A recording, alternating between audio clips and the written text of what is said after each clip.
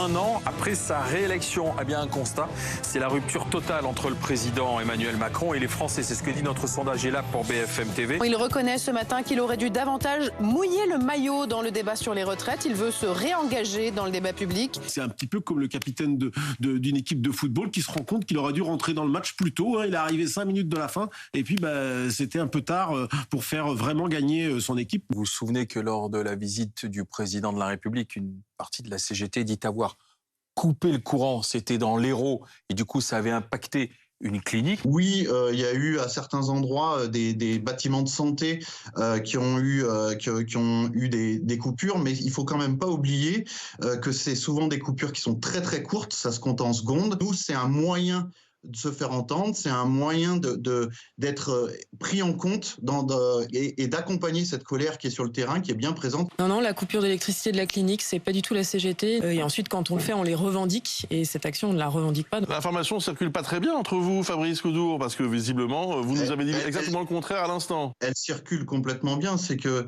en fait, c'est pas la cible. Ces établissements, c'est jamais la cible. Toute la journée, BFM TV répond à la grande question que se posent quasiment tous les Français depuis 3 mois.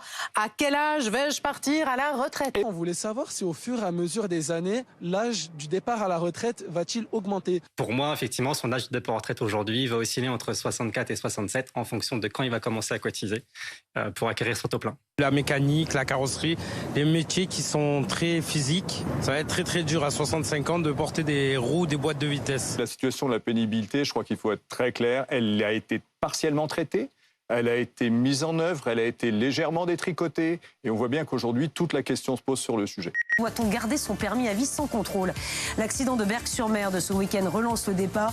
Un conducteur de 76 ans en situation de handicap a foncé sur la foule parce qu'il a confondu la pédale de frein et l'accélérateur. Bilan 12 blessés. J'ai vu une voiture bleue débouler de la rue là, en fait, qui a tourné dans le virage sans freiner. Elle est arrivée sur le trottoir d'en face, elle a percuté toutes les personnes en face. Après, elle est arrivée sur le trottoir là et elle a fini de percuter tous les gens là. La responsabilité porte sur le conducteur qui doit vérifier qu'il est apte à conduire. Donc, si jamais il a un doute, il doit aller se présenter devant un médecin de la commission médicale des permis de conduire. Certains pays ont ainsi choisi un examen médical lié à l'âge du conducteur avec un examen médical obligatoire d'aptitude. À l'entendre, Monique est parfaitement maître de son véhicule et raisonnable. S'il neige, je ne sors pas.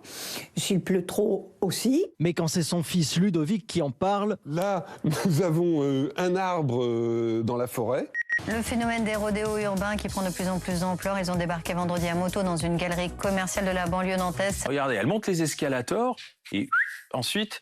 elle file à travers le centre commercial et puis elle passe devant les clients médusés et elles ressortent de leur côté. Certains élus demandent de pouvoir utiliser le contact tactique. Le principe est plutôt simple puisque la voiture de police va volontairement percuter le scooter. Le contact tactique, ça pose plus de problèmes que ça n'en règle. D'abord, c'est dangereux. C'est dangereux pour la personne qui est prise en chasse. Quand vous la faites chuter, en clair, vous pouvez la tuer.